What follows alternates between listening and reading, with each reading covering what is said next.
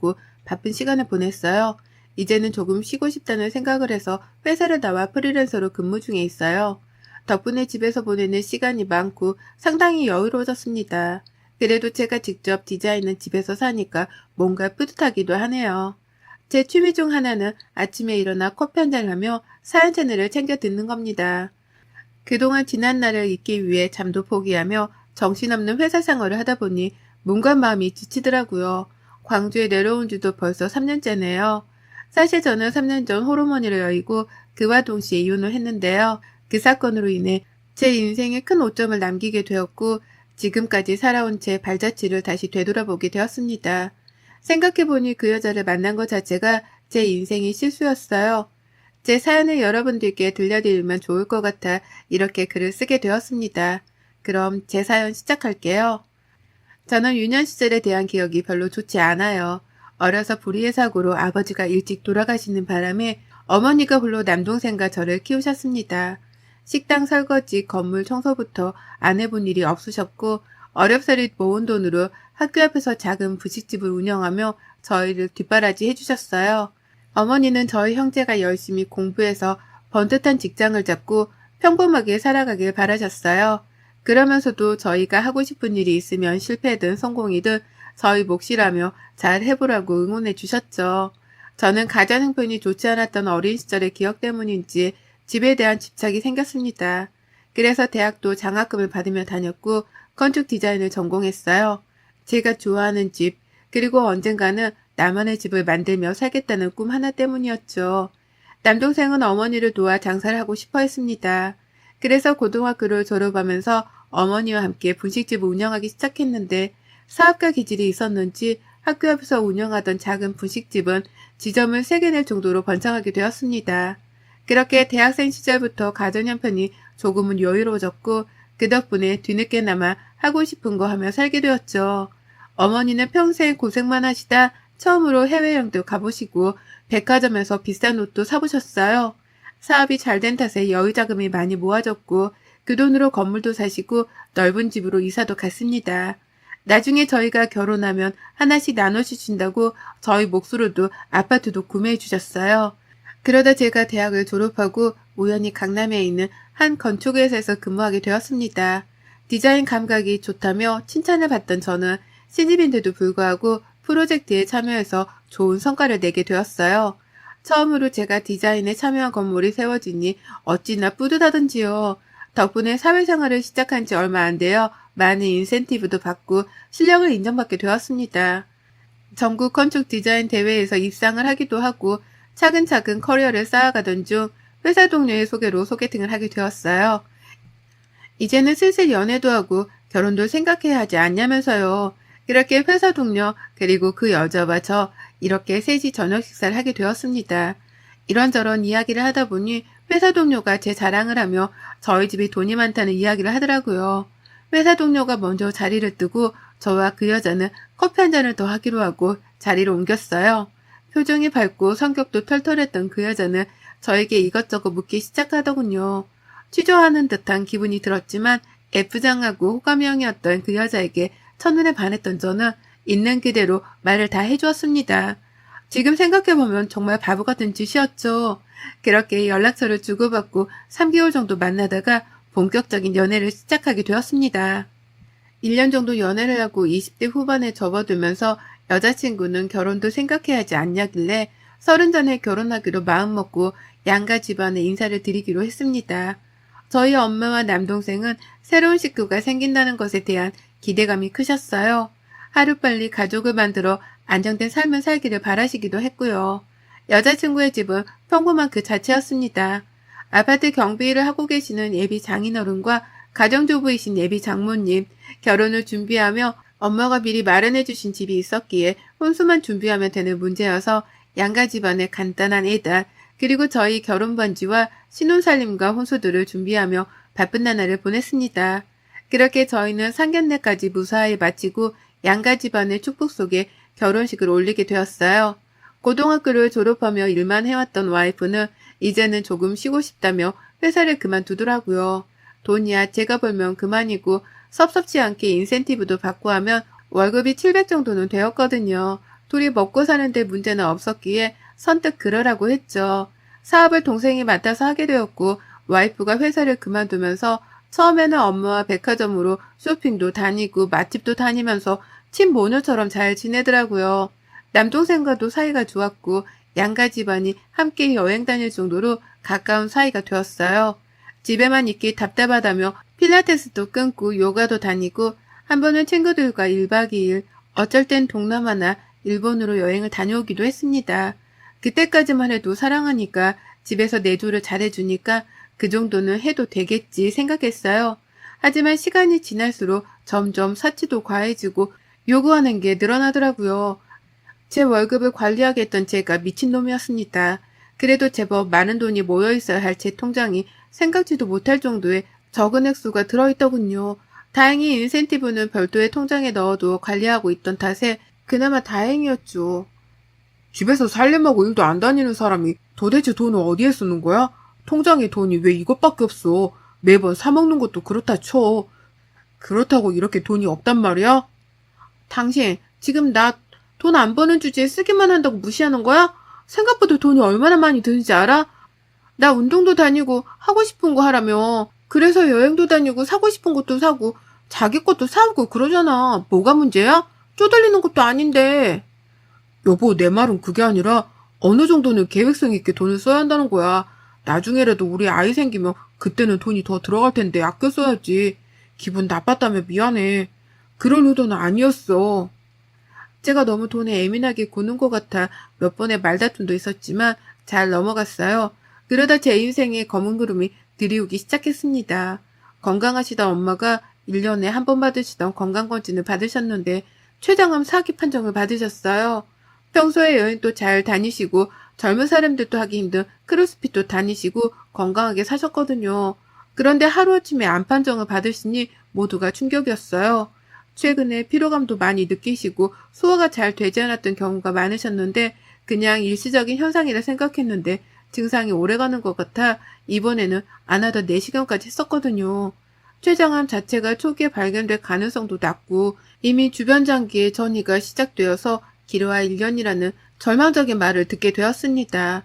어머니는 아들들 다 키워놓고 잘 살 수 있게 기반을 닦아놓았으니 지금 당장 죽어도 여한은 없다고 하셨지만 홀로 방 안에서 몰래 우시는 모습을 본 저는 가슴이 아프더군요. 그동안 열심히 사셨던 것에 대한 보답이 겨우 이건가 하는 생각도 들었고요. 그렇게 하루하루가 지나면서 어머니도 쇠약해지셨고 보살핌이 필요한 상황이 되었습니다. 남동생은 결혼을 앞두고 있었고 엄마는 저희에게 짐이 될 수 없다며 요양원에 가겠다고 하시더군요. 그런데 웬일인지 와이프가 어머니를 모시겠다고 하는 겁니다. 여보, 어머니 우리가 모시자. 그동안 고생하신 거 다 아는데 어떻게 요양원 같은 데 보내. 어머니도 사람이고 여자신데 그래도 가족들 곁에 계시는 게 낫지. 내가 잘 돌봐드릴 테니까 걱정 마. 당신 정말 우리 엄마 잘 모실 수 있겠어? 생각해주는 것만으로도 고마운데 정말 고마워. 당신이 선뜻 모시자고 할 줄은 몰랐어. 정말 고마워. 남도 아니고 어머니시잖아. 당연히 우리가 모셔야지. 그렇게 엄마를 모시고 살게 된 저희는 정말 살뜰히 보살펴 드렸습니다. 와이프도 엄마가 불편하지 않게 최대한 맞춰드리며 보양식도 해드리고 살뜰히 살피더라고요. 그렇게 반년 정도가 지났을까 와이프도 힘들 것 같아서 주말에는 내가 엄마를 케어할 테니 외출하고 오라고 했습니다. 근데 그게 잘못이었을까요? 주말마다 외출하는 건 너무나도 당연해지기 시작했습니다. 어디서 무얼 하는지 모르겠지만 제가 금요일에 퇴근하기를 목 빠지게 기다리다가 제가 오자마자 바로 나가기 일쑤였어요. 처음에는 힘드니까 그러려니 했는데 점점 시간이 지날수록 저는 찜찜함을 감추지 못했죠.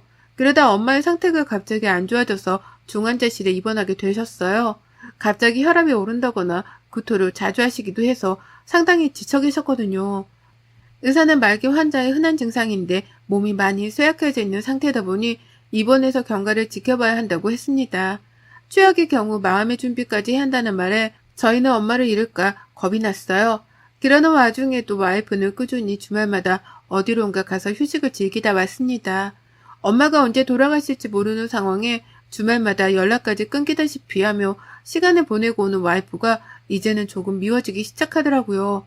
그래도 좋은 게 좋은 거라고 남동생도 그동안 형수 고생했으니 냅두라길래 겨우 참았죠. 어느 날이었습니다. 남동생도 장사 때문에 병원에 오지 못하고 제가 회사에 급한 일이 생겨 주말에 출근을 해야 했어요. 간병인에게 엄마를 맡기고 회사에 출근해서 일을 하고 있는데 같이 근무하는 회사 동료에게 연락이 오는 겁니다. 여보세요, 김 팀장님. 주말에 무슨 일이세요? 지난번 말씀해주신 디자인 어제 보내드렸는데 문제 있나요? 아니, 그게 아니라 혹시 박 팀장 지금 어디야? 저요? 저는 회사죠. 지난번에 신입들 디자인 대회 나간다고 회사에서 자체 심의한다고 한 것 때문에 검토하러 나왔죠. 왜 그러세요? 아, 내가 그럼 잘못 봤나? 아니, 나 지금 여기 강원도거든. 근데 박 팀장 와이프를 봤거든? 웬 남자랑 지나가길래 박 팀장인 줄 알고 봤는데 박 팀장은 회사라고 하고 내가 잘못 봤나 봐. 제 와이프요? 친구들이랑 여행 간다고 했는데 친구들이랑 갔나 보네요. 어디 가는지까지는 제가 신경을 못 써서요. 이런 말 미안한데 친구들이랑 온 건 아닌 것 같아. 같이 있던 남자도 얼굴이 익숙하고 어디서 많이 본 것 같단 말이지. 근데 선글라스를 쓰고 있어서 긴가민가 해. 재수 씨는 분명해. 내가 사진까지 찍었다니까? 박 팀장, 혹시 와이프가 바람피고 있는 거 아니야? 내가 관여할 문제는 아니지만 보통 사이가 아닌 것 같아서. 무슨 말이세요? 제 와이프가 무슨 바람이에요? 아닐 거예요. 그렇게 전화를 끊고 사진을 전송받았는데 그 사진을 보고 그 자리에서 굳어버리고 말았습니다. 사진 속 여자는 제 와이프가 분명했어요. 그리고 그 옆에는 와이프를 소개해준 회사 동료였던 사람이 있던 겁니다. 사실 저에게 와이프를 소개시켜주고 얼마 뒤 개인 사정으로 퇴사를 했거든요. 몇 번을 둘러봐도 사진 속 남자는 그때 그 남자가 분명했습니다. 팔에 손목까지 이어지는 타투가 있었는데 그걸 보고 확신했죠. 끓어오르는 분노를 겨우겨우 삭히고 마음을 가라앉히기 위해 물까지 벌컥벌컥 마셨습니다. 사진 한 장으로는 확실하게 단정 짓기 어려웠기 때문에 며칠을 고민하다 남동생에게 이 사실을 알렸어요. 남동생도 처음에는 형수가 그럴 리가 없다며 못 믿겠다고 했지만 혹시 모르니 증거를 남겨야 한다고 했습니다. 평소 확인을 잘 하지 않던 차에 블랙박스부터 확인해보자고 했죠. 집과 회사가 가까웠기 때문에 가끔 제가 운전하는 거 말고는 주로 와이프가 타고 다녔기 때문이죠. 남동생과 같이 확인을 하는데 정말 낯뜨거워 죽는 줄 알았습니다. 사랑한다느니 언제 이혼할 거냐는 둥 대화가 녹음되어 있었고 스킨십을 하면 냈던 소리도 모두 녹음이 되어 있더라고요. 좀 더 확실한 증거가 필요했기에 남동생과 저는 집에 아무도 모르게 홈캠까지 달았습니다. 평일에는 제가 회사와 병원 그리고 남동생 집으로 오가며 어머니를 간호했던 탓에 집에는 거의 어쩌다 한번 속옷이나 옷가지를 갈아입기 위해 가기 일쑤였거든요. 설마 하는 마음으로 홈캠까지 설치하고 확실한 증거가 생길 때까지 이를 악물고 견뎠습니다. 알고 보니 그동안 주말마다 그 남자를 만나 여행을 다녔던 겁니다. 와이프에게 따로 발급해주었던 카드 3번의 역을 조회해보는데 호텔이며 뭐며 안 간 곳이 없더라고요. 그동안 이 카드 내용만 봐도 알 수 있었을 건데 사는 게 바쁘다 보니 이런 것까지 신경 쓸 여유가 없었네요. 그 사이에 일반 병실로 옮겨진 지 일주일 만에 엄마의 상태가 급격히 악화되어 다시 중환자실로 옮기셨고 사경을 헤매셨어요. 마음의 준비를 하라는 의사의 말에 남동생과 저는 병원에서 거의 살다시피 했어요. 남동생도 가게를 직원에게 맡겨두고 항상 엄마 곁을 지켰습니다. 그 와중에도 주말이 되면 와이프는 친구들을 만나는지 그놈을 만나는지 알 수가 없었지만 자리를 비웠죠. 어느 때처럼 주말에 친정으로 가서 쉬고 오겠다며 나가더라고요. 남동생과 병원 식당에서 저녁을 해결하고 휴대폰에 연결해둔 홈캠을 우연히 보게 되었어요. 분명 친정에 간다고 했던 와이프는 집에 있었고 침대에 누워 TV를 보다가 휴대폰도 하다가 그러더라고요. 뭐 별거 안 하네 하고 휴대폰을 끄려는 찰나 와이프 옆에 누군가 눕는 겁니다. 경악을 금치 못했어요. 곧이어 그 남자와 와이프가 침대에서 뒹구는데 정말 피가 거꾸로 솟더라고요. 신혼집 안방에서 보는 그 모습에 온몸이 덜덜 떨렸습니다. 남동생은 왜 그러냐며 저와 휴대폰을 번갈아 보더니 아무 말도 하지 못하더라고요. 엄마는 오늘 내일 하시는데 와이프는 다른 남자와 바람을 피우고 있다니 이게 정말 가당키나 한 일인가요? 더 가관인 건 그들의 대화였습니다. 음성까지 들리는 기능이 있었기에 저는 그들이 나누는 대화를 듣고 뒷목을 잡을 수밖에 없었어요. 자기야, 자기 시어머니 오늘 내일 하신다며 언제 이혼할 거야? 이혼? 아직 멀었지. 일단 어머니가 돌아가시던 해야 이혼을 하지. 지금도 아슬아슬한데 이혼하더라도 내 몫은 챙기고 이혼해야지 않겠어? 그래도 유일한 며느리인데 죽기 전에 뭐라도 남겨주겠지. 돈 많은 집이니 나한테도 떨어지는 게 있을 거야. 내가 왜 그 병수발을 들었는데. 그렇지. 자기가 그렇게 개고생했는데 콩고물에도 있어야지. 내가 왜 얘를 자기한테 소개시켜줬는지 알아? 같이 술 먹는데 좀 친해졌다고 지 이야기를 아주 술술 하더라고. 그 사거리 앞에 떡볶이집 알지? 그거 서울에만 체인점 4개 있는데 사업도 잘 되고 집에 돈 많다고 자랑을 어찌나 하던지. 이혼할 때 그냥은 안 나갈 거야. 혹시 몰라서 임신 테스트기도 구해놨어. 역시 우리 자기는 돈 만지던 사람이라 그런가 똑똑하단 말이야. 한몫 챙겨서 빨리 뜨자. 저는 모든 영상과 와이프가 썼던 카드 내역을 다 모았습니다. 그리고 며칠 뒤에 엄마가 힘겹게 저희에게 할 말이 있으시다며 부르셨습니다. 의사선생님은 엄마와 저희를 임종방으로 옮겼습니다. 그렇게 엄마는 저희에게 그동안 고생 많았다며 앞으로 더 행복하게 살으라는 말씀을 하시고는 눈을 감으셨어요. 와이프는 눈물을 흘리며 오해를 하더라고요. 그 모습에 기가 찼지만 장례식까지만 참기로 하며 손에 자국이 날 정도로 주먹을 꽉 쥐었습니다. 엄마를 보내드리고 엄마가 사시던 집 요품을 모두 정리하고 일상으로 돌아갔습니다. 저는 이혼 소리와 모든 증거를 가지고 처갓댁으로 갔습니다. 와이프가 친정에서 주말을 보내고 오겠다며 간 탓이었죠. 전 그곳에서 단판을 짓고자 했습니다. 박서방, 자네가 여기는 웬일인가 연락도 없이. 저녁은 먹었고. 장인어른 장모님 드릴 말씀이 있어서 찾아왔습니다. 저 경이랑 이혼하겠습니다. 어리둥절해 하시는 장인어른 장모님께 와이프가 저질렀던 그동안의 만행들이 담긴 증거들을 모두 보여드렸고 와이프에게는 이혼 서류를 건네주었습니다. 연기라도 할 줄 알았더니 와이프는 당당하게 말을 하더라고요. 아직 내가 들이민 증거자료를 보지 못한 채로 말이죠. 이혼이 그렇게 쉬운 줄 알아? 증거 있어? 내가 바람 피웠다는 증거 있냐고. 지금 살고 있는 그 신혼집도 절반 떼서 놔줘. 그냥은 못하지. 내가 병든 시어머니 수발까지 했는데 네가 딴 여자 생긴 거 아니야? 기가 차도 너무 기가 차서 말이 다 안 나오네. 너 이거 보고도 할 말이 있냐? 너 집에 카메라도 설치했어? 너 이거 범죄인 거 몰라? 범죄? 내가 내 집에 도둑 들까봐 설치한 건데 뭐가 범죄라는 거야? 몰카도 아니고. 그리고 범죄는 너랑 그 새끼가 하는 짓이 범죄인 거야. 신혼집에서 대범하게 몸 엉키면서 뒹굴 때는 언제고? 뭐 범죄? 그 새끼랑 나란히 콩밥 먹고 싶어? 간통죄도 폐지된 지가 언젠데 콩밥 타령이야. 이렇게 된 거? 그래 이혼하자. 대신 나 2억 줘. 안 그럼 이혼 못해. 안 해. 2억? 가당키나 하냐? 너 그동안 내 월급으로 사치 부리고 놀러 다닌 거 그것만 해도 2억은 넘겠다. 혼수해온 거? 그것도 장인어른 장모님이 해주신 거지. 네가 한 게 아니잖아. 그리고 멍청하게 차에서 그 짓거리 했더라? 차에는 블랙박스라는 게 있어. 멍청해도 유분수지. 조용히 끝내려 했는데 안 되겠네. 원만한 합의는 없는 걸로 할게. 법정에서 보자고. 그렇게 저는 변호사를 선임해 이혼소송을 했습니다. 와이프도 맞소송을 진행하며 저에게 2억 원의 위자료를 요구하더라고요. 저는 와이프에게 그동안 제 월급으로 흥청망청 쓴 금액 5천만 원과 위자료 5천만 원을 요구했습니다. 일을 하지 않아 돈이 없던 와이프는 처가댁의 도움을 받고자 했으나 장인어른 장모님은 너 같은 딸 둔 적 없다. 집안 망신을 시켜도 유분수지.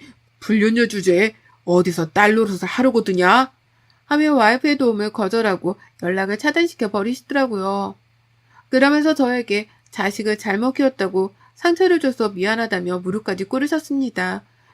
그리고 상간남에게도 소송을 걸어 2천만 원의 위로금을 받아냈어요. 와이프는 자기가 돈이 없는데 어떡하냐며 배째라는 식으로 나오더라고요. 뭐 별 수 있겠습니까? 전 기다렸습니다. 제가 나서지 않아도 주게 될 테니까요. 그렇게 위자료를 주지 않고 꽤 오래 버티더라고요.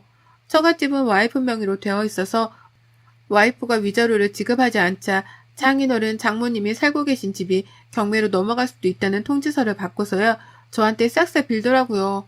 어떻게든 막노동이라도 해서 위자료 줄 테니 제발 한 번만 봐달라고 하더라고요. 본인들이 길거리에 나앉게 되자 장인어른과 장모님은 결국 노후자금으로 모아둔 돈을 제게 주시며 선처를 부탁하시고요. 저는 죄 없는 어른들이 고생하시기까지는 바라지 않았습니다. 1억을 받고 5천만 원을 다시 돌려드렸어요. 나머지는 와이프에게 직접 받겠다고 말씀드렸죠. 그렇게 와이프와 이혼 절차를 마무리하고 저는 서울 생활을 정리하기 시작했습니다. 신혼집을 매매해 제가 갖고 있던 돈으로 현재 살고 있는 경기도 광주의 집을 짓기 시작했어요. 1년 정도의 기간이 소요되었고 저는 홀로 그 집에서 지금까지 살고 있습니다. 다니던 회사도 그만뒀지만 저에게 자꾸 작업을 요청해 오는 탓에 프리랜서로 근무하게 되었어요. 혼자 먹고 살 정도는 충분히 되었기에 여유를 부리며 일하고 있답니다. 장인어른의 말씀으로는 와이프를 처갓집에서 쫓아냈고 어디서 무얼 하면 사는지 모른다고 하시더라고요. 그저 제 계좌로 매달 100만 원씩을 꼬박꼬박 보내오고 있답니다. 그렇게 벌써 3년이라는 시간이 지났네요. 큰일을 겪고 나니 제 인생이 더 소중하게 느껴졌습니다. 그래서 앞으로는 후회 없는 삶을 살려고 해요. 내년에는 해외로도 나가볼 예정입니다. 더 이상은 결혼에 대한 생각도 없고 코로나도 잠잠해졌으니 더 늦기 전에 넓은 세상을 만끽해야 하지 않겠어요? 여러분의 생각은 댓글로 남겨주세요. 오늘도 시청해주셔서 정말 감사합니다.